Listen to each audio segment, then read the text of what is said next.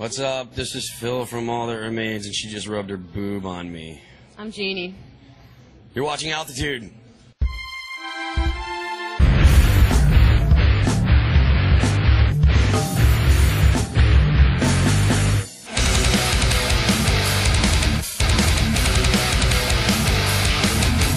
All That Remains, led by former Shadows Fall frontman Phil Labonte, have been on the road non-stop since last year's Ozfest in support of their latest disc, The Fall of Ideals.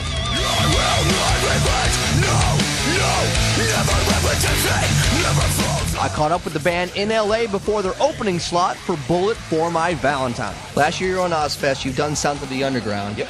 What kind of festival plans you got for this summer, or do you? We've got a festival plan of sitting at home and taking some time off and writing some new stuff. We're going to go home after barbecuing and drinking. We're talking about going to Mexico sometime this summer.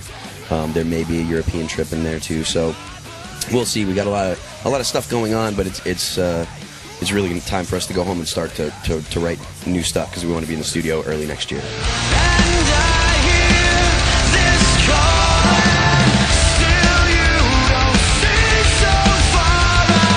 So what's the most unmetal thing about All That Remains?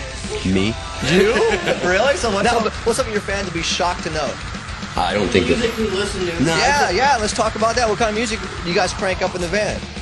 all kinds of different stuff. We were listening to some Amy Winehouse today. We were listening to Fall Out Boy. We were listening to Dr. Dre. We were listening to some Eminem. What else were we listening to on the way down here? I listen to Daughtry on my iPod. Daughtry, I love Daughtry. That's for private listening only? Well, yeah, Yeah. I like Prince. Just a lot of different. I mean, like we have a pretty varied sound musically. I mean, there's a lot of stuff that we consider influences, and there's a lot of stuff that we like and we listen to. So.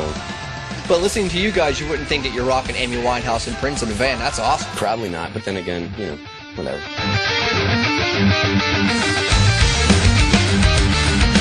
You play with so many bands and you listen to so much different stuff. Who's some other bands right now that you think are really good and up and coming? The new Job for a Cowboy is going to be really good. I've heard some of it. It's really heavy. There's a few bands out there that I've heard that are doing cool stuff, but there's so many bands that are doing the same thing. It's just kind of like, oh. Well, do you think metal is almost getting watered down because there's so many bands sounding the exact same? I think that it's more noticeable now because of things like YouTube and things like MySpace, and I'm not trying to say that those are bad things. It's just that anybody that has a band that can get into a studio can go ahead and put their stuff up on the internet and stuff like that. And it's cool. It's great that there's that ability, but now it just gets harder and harder to find good bands.